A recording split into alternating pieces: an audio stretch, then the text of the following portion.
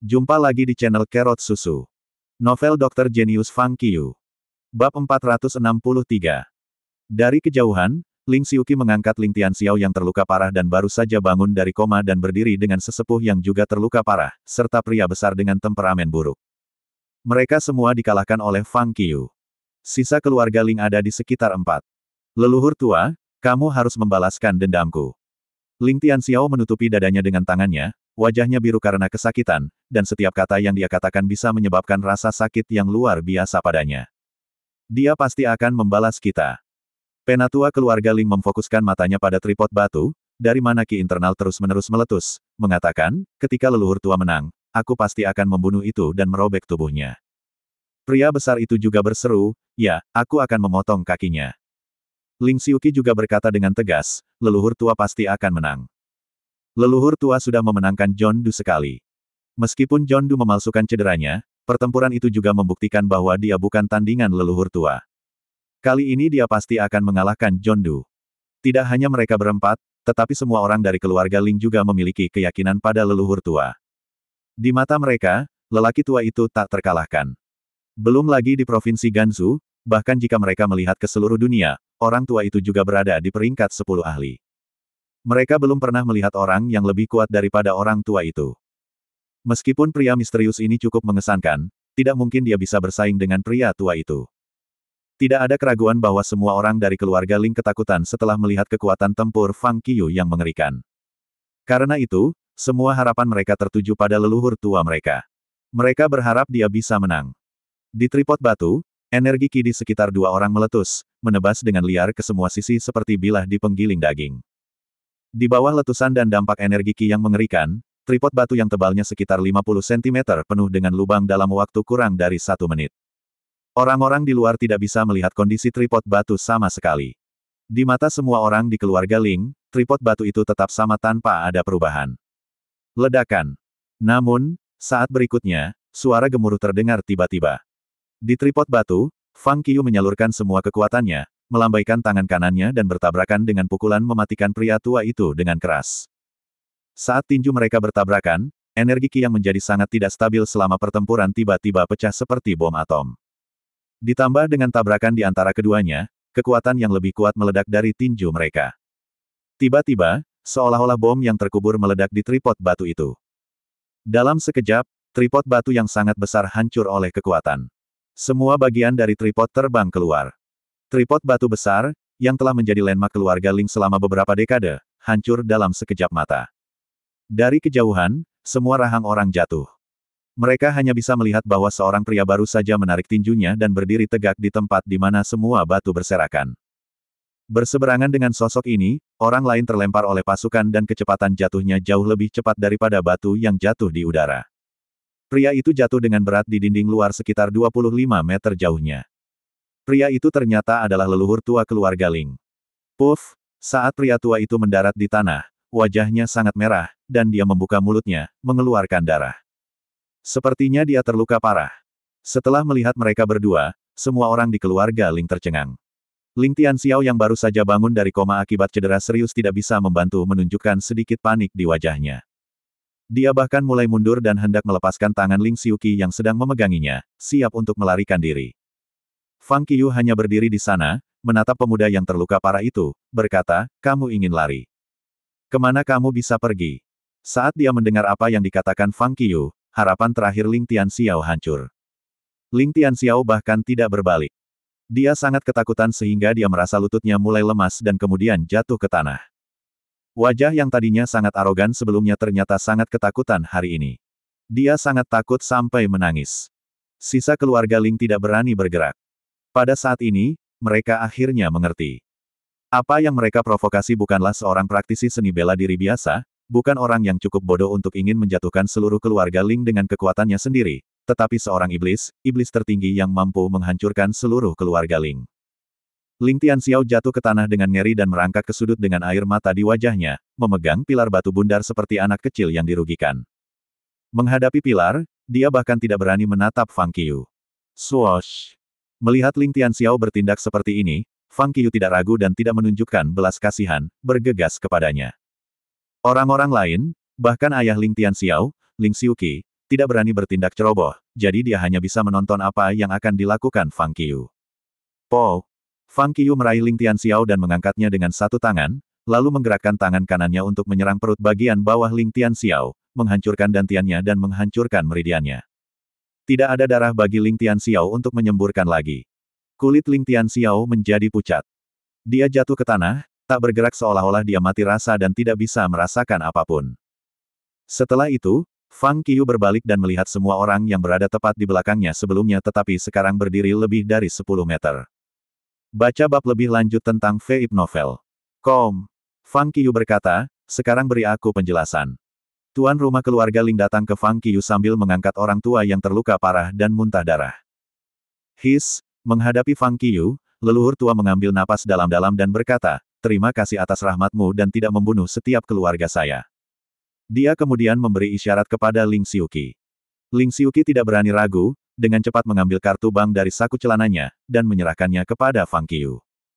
Leluhur tua keluarga Ling membuka mulutnya dan berkata, ini 30 juta. Kompensasi ini sudah dipersiapkan sebelumnya. Selain harga yang Anda bayar untuk Heaven Tracer pada waktu itu, tambahan 10 juta dibayarkan sebagai permintaan maaf dari kami. Fang Qiu tersenyum dan berkata, Anda sudah bersiap untuk ini sebelumnya. Keluargamu sangat mampu menangani hal semacam ini, kan? Anda merencanakan semuanya. Dalam pertempuran tadi, aku bisa menerima uang itu lebih awal jika aku tidak berpura-pura terluka. Apakah saya benar? Fang Qiu kemudian menambahkan, dan sekarang Anda hanya ingin menyelesaikan masalah ini dengan menawari saya 30 juta. Leluhur tua keluarga Ling terkejut ketika dia mendengar itu. Ini adalah rencana yang Ling Xiuqi diskusikan dengannya sebelumnya, dan mereka tidak memberitahu anggota keluarga Ling yang lain, karena khawatir itu akan melukai kepercayaan keluarga mereka. Mereka tidak menyangka bahwa rencana yang mereka buat bahkan dilihat oleh Fang Qiu. Yang mengecewakan mereka, Fang Qiu lebih bijaksana dari mereka. Fang Qiu begitu kuat sehingga dia bisa mengalahkan mereka seperti ini sebelum mereka punya waktu untuk bereaksi. Tidak ada jalan lain. Di hadapan kekuasaan absolut, semua rencana itu tidak ada artinya. Leluhur tua bertanya, apalagi yang kamu inginkan? Fang Qiu menjawab, aku ingin apa yang hampir membuatmu merindukanku. A Heaven Tracer. Orang tua itu tertegun. Fang Qiu mengangguk.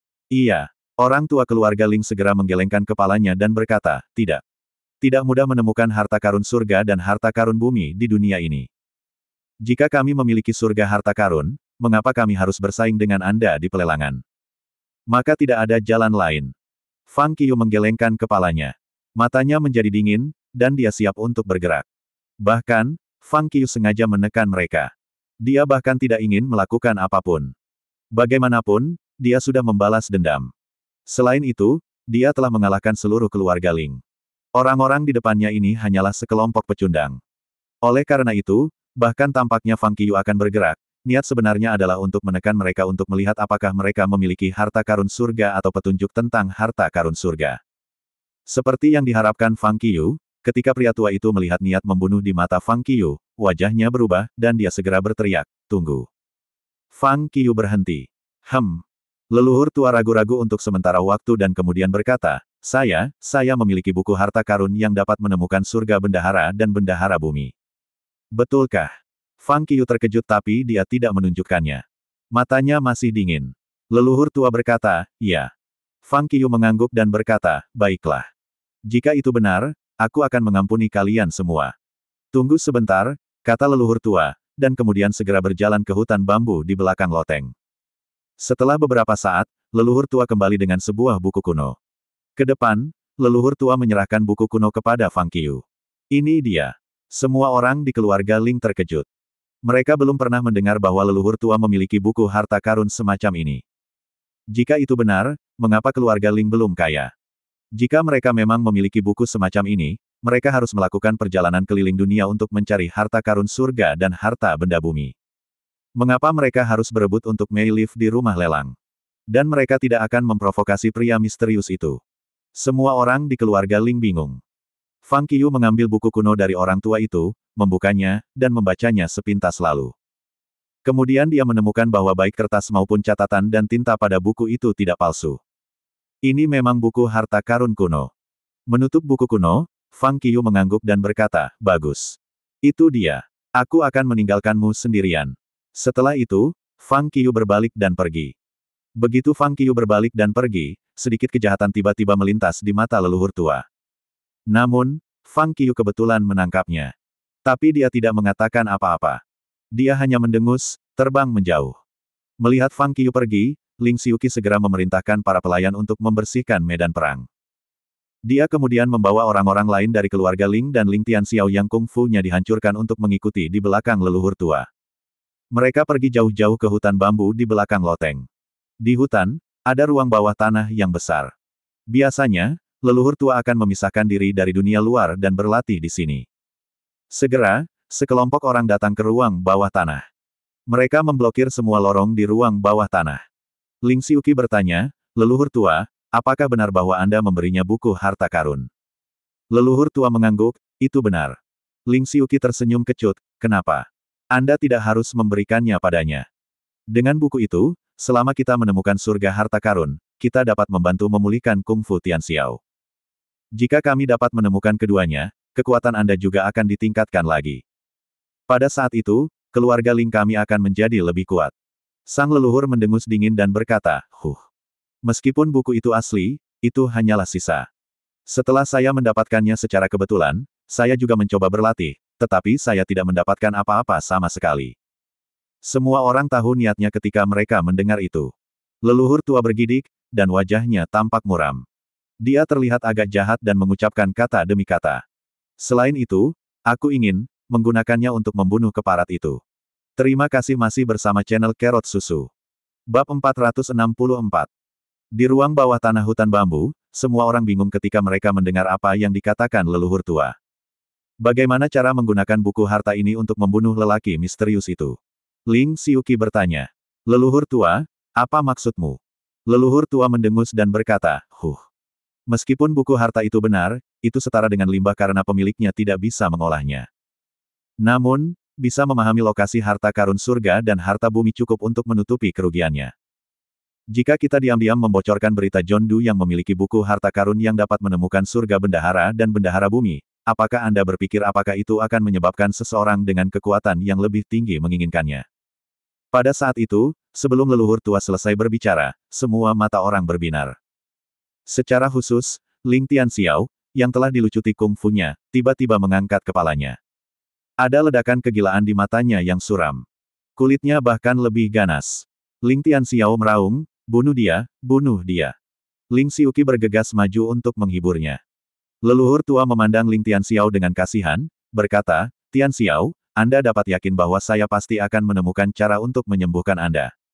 Aku akan membantumu dengan pembalasan dendam." Ling Xiuqi mengangkat tinjunya dan berkata dengan marah, "Ya, dia berani mengacaukan keluarga Ling kami. Kami akan membuatnya menderita di Wulin. Dia tidak akan hidup di dunia seni bela diri lagi." Semua orang mengangguk dengan muram. Namun, pada saat ini, suara yang familiar tiba-tiba terdengar. Rencana yang hebat. Ketika mereka mendengar suara itu, semua orang di keluarga Ling terkejut dan wajah mereka jatuh. Suara itu datang dari luar. Tiba-tiba, semua orang menoleh dan menatap pintu masuk ke ruang bawah tanah. Ledakan. Suara ledakan terdengar. Di pintu masuk ruang bawah tanah, pintu yang terbuat dari baja hancur berkeping-keping dalam sekejap. Sesosok terbang masuk melalui pintu masuk. Mendarat di ruang bawah tanah, dia berhenti di depan orang-orang keluarga Ling. Pria itu tidak lain adalah Fang Qiu. Pada saat ini, semua orang di keluarga Ling tercengang. Ketika dia melihat Fang Qiu, wajah Ling Xiuqi memucat seketika. Dia tahu bahwa keluarga Ling telah selesai. Keluarga Ling akan benar-benar hancur di tangannya. Di sebelahnya, wajah leluhur tua juga sangat suram. Dia menyaksikan Fang Qiu pergi dengan matanya sendiri. Dan setelah Fang Qiu pergi, dia juga menggunakan persepsinya untuk memastikan bahwa Fang Qiu telah meninggalkan area di mana dia bisa merasakannya. Saat itulah dia membawa semua orang ke ruang bawah tanah. Dia tidak menyangka Fang Qiu akan kembali. Seluruh keluarga Ling tertangkap basah oleh kembalinya Fang Qiu. Di antara mereka, orang yang wajahnya berubah secara dramatis adalah Ling Tianxiao. Setelah kungfunya dihancurkan, dia tampaknya telah kehilangan jiwanya dan tidak memiliki perasaan yang terlihat di matanya. Ketika dia mendengar bahwa leluhur tua akan menggunakan buku itu untuk membunuh Fang Qiu dan menggunakan para ahli di Wulin untuk berurusan dengan Fang Qiu, dia melihat harapan lagi. Meskipun demikian, harapannya hanya bertahan 10 detik. Kemunculan kembali Fang Qiu membawanya ke dasar lembah lagi. Saat Ling Tianxiao melihat Fang Qiyu masuk ke ruang bawah tanah, lututnya tertekuk. Dia akhirnya memilih untuk menyerah. Melihat semua orang di keluarga Ling, Fang Qiyu berkata dengan dingin, metode yang sangat bagus. Namun, karena kalian suka membunuh orang melalui tangan orang lain, jangan salahkan aku karena tanpa ampun. Kemudian Fang Qiyu bergegas maju. Leluhur tua berteriak, berjuang bersama. Dia juga bergegas lebih dulu, bertabrakan dengan Fang Qiyu dengan tubuhnya yang terluka parah, dan mencoba untuk memimpin semua orang untuk mengepung Fang Qiyu. Sayangnya, dia bukan tandingan Fang Qiyu bahkan di masa jayanya. Cedera serius sekarang juga membuatnya lebih rendah dari Fang Qiyu. Pukulan mereka bertemu di udara. Leluhur tua tidak dapat menahan serangan Fang Qiyu sehingga dia terhuyung mundur beberapa langkah karena kekuatan dan hampir jatuh ke tanah. Fang Qiyu tidak menunjukkan belas kasihan dan tidak ragu-ragu saat dia memukul. Dalam pengepungan semua orang di keluarga Ling, dia membuat serangan balik bahwa mereka tidak dapat memblokir dengan kekuatan dan kecepatan absolut. Dalam 3 menit, setiap keluarga Ling jatuh ke tanah, termasuk Ling Xiuqi dan leluhur tua. Kung Fu dan Meridian semua orang dihancurkan oleh Fang Qiyu. Jadi bagaimana jika Anda keluarga bangsawan seni bela diri kuno? Melihat orang-orang berbaring di tanah dan terlihat agak tertekan, Fang Qiyu berkata dengan dingin, kamu sama sekali tidak mulia. Anda tidak pantas memiliki Kung Fu. Anda telah menyalahgunakan kekuatan Anda di Wulin selama bertahun-tahun. Saya tidak tahu berapa banyak orang yang dipaksa mati oleh kekuatan Anda. Mulai sekarang, Anda harus menjadi orang biasa dan mengalami kesulitan menjadi orang biasa. Fang Qiyu kemudian berbalik dan pergi. Fang Qiyu juga tahu bahwa ada semua anggota inti keluarga Ling dan pejuang yang kuat di hutan bambu. Selain mereka, masih ada orang lain di keluarga Ling yang kompeten juga. Adapun orang-orang itu, Fang Qiyu tidak repot-repot mengejar mereka. Lagi pula, dia tidak pernah berpikir untuk menjatuhkan seluruh keluarga. Sekarang pejuang yang kuat dari keluarga Ling telah mendapatkan kungfu mereka dilucuti, yang membuat keluarga hampir tidak berguna. Mereka yang sebelumnya diintimidasi oleh keluarga mereka pasti akan datang untuk memberi mereka pelajaran atas apa yang telah mereka lakukan sebelumnya begitu mereka mendapat berita. Dengan kekuatan keluarga Ling saat ini, seharusnya tidak masalah untuk berurusan dengan beberapa pasukan kecil, tapi itu tidak akan mudah untuk berurusan dengan sekelompok pasukan kecil. Alasan mengapa Fang Qiyu melakukan ini adalah karena dia ingin melihat berapa banyak orang yang telah diganggu keluarga Ling. Jika ada beberapa orang yang mereka bully dan tidak ada yang mencari balas dendam, itu bisa membuktikan bahwa keluarga Ling tidak boleh dihancurkan.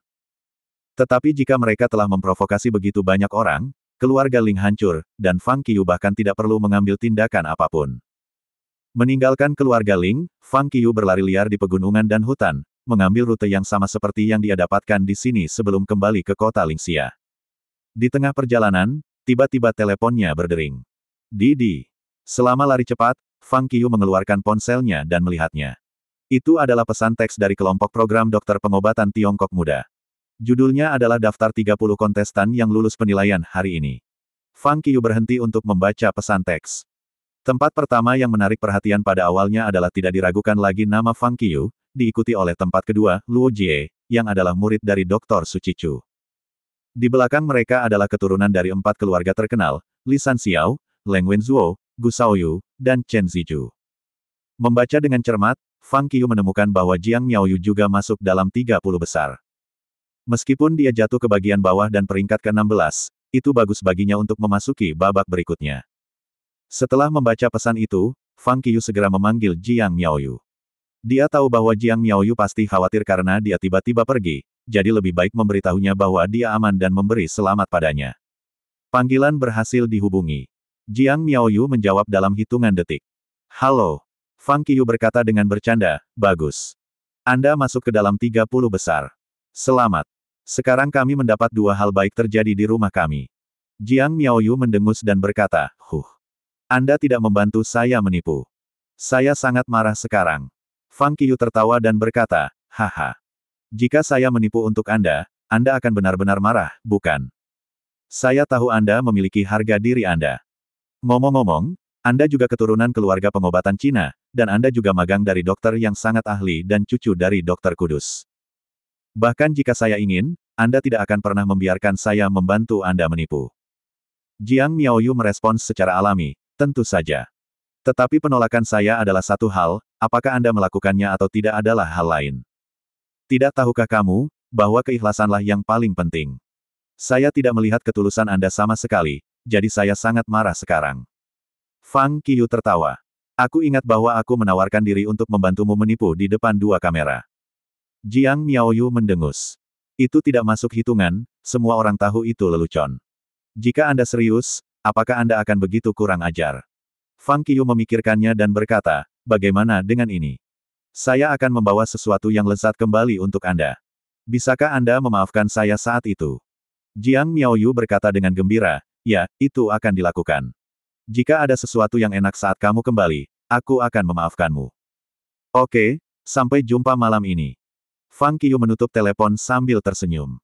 Pada saat yang sama, orang-orang menonton forum online Wulin. Daftar pemimpin bela diri diperbarui lagi. Tidak mungkin. Baru-baru ini, daftar ini agak sering diperbarui. Kali ini, sepertinya pembaruan besar. Aku baru saja melirik dan menemukan bahwa banyak nama orang telah menghilang dari daftar. Forum online Wulin yang telah lama tidak bersuara tiba-tiba kembali kacau. Banyak orang yang melihat-lihat forum setiap hari semua menemukan bahwa daftar pemimpin bela diri telah diperbarui dan itu adalah perubahan besar. Pada pembaruan ini, setidaknya lebih dari 10 orang menghilang dari daftar, dan lebih dari 10 orang muda berhasil masuk ke dalam daftar. Yang mengejutkan semua orang adalah bahwa dalam keadaan ini, administrator akan mengirim pemberitahuan di forum terlebih dahulu jika itu akan membuat pembaruan besar. Tapi kali ini, tidak ada yang diberitahu. Tiba-tiba, daftar pemimpin bela diri diperbarui secara tak terduga. Tepat ketika semua orang bingung, kemunculan sebuah posting yang tiba-tiba segera menarik perhatian semua orang di seluruh forum. Peringkat terakhir dari daftar pemimpin bela diri, pria misterius John Doe, 648. Begitu posting ini muncul, segera menarik perhatian semua orang. Meskipun peringkat terus meningkat, Fang Qiyu sebelumnya telah menarik perhatian banyak orang dan itu juga telah menjadi topik hangat di Wulin untuk sementara waktu. Dengan berlalunya waktu, pengaruh John Doe secara bertahap memudar. Akibatnya, perhatian semua orang pada pria misterius itu semakin lemah. Mereka tidak mengharapkan ini. Tepat ketika semua orang hampir melupakan pria misterius itu, peringkatnya melonjak sekali lagi. Dan kali ini, dia melambung dari No. 788 hingga No. 648. Peringkat ini benar-benar luar biasa. Bagi banyak orang, menjadi 1000 orang teratas dalam daftar pemimpin bela diri merupakan kemuliaan seumur hidup. Persaingan dalam 1000 orang teratas sangat sengit, jadi agak sulit untuk maju satu tempat. Tetapi John Doe membuat kemajuan pesat setiap kali dia meningkatkan peringkatnya. Semua orang hanya berseru ketika dia di bawah No. 700. Namun, mereka terkejut ketika dia naik di atas No. 700. Tidak. 648. Apakah kamu bercanda? Ya dewa, apa yang dilakukan pria misterius itu? Sial, aku ingat orang-orang yang berperingkat di atas No. 700 semuanya adalah pakar kelas 7 dengan 3 meridian dan bahkan pakar kelas 8. Bagaimana John Doe membuatnya? Karena mereka semua kagum, semua orang pergi untuk memeriksa daftar pemimpin bela diri. Namun, mereka bahkan lebih terkejut ketika mereka melihatnya. Catatan John Doe telah diperbarui. Menjadi superior marsial kelas 5, dia bertarung melawan keluarga Ling di Provinsi Gansu dan mengalahkan leluhur tua yang merupakan marsial superior kelas 8 dengan meridian. Setelah melihat informasi di bawah peringkat Fang Qiyu, catatan baru diperbarui. Semua orang di forum tercengang. Apakah dia melawan keluarga Ling sendirian? Selain itu, ia mengalahkan leluhur tua yang merupakan marsial superior kelas 8 dengan meridian terbuka. Tapi kekuatannya yang sebenarnya hanya mencapai level marsial superior kelas 5.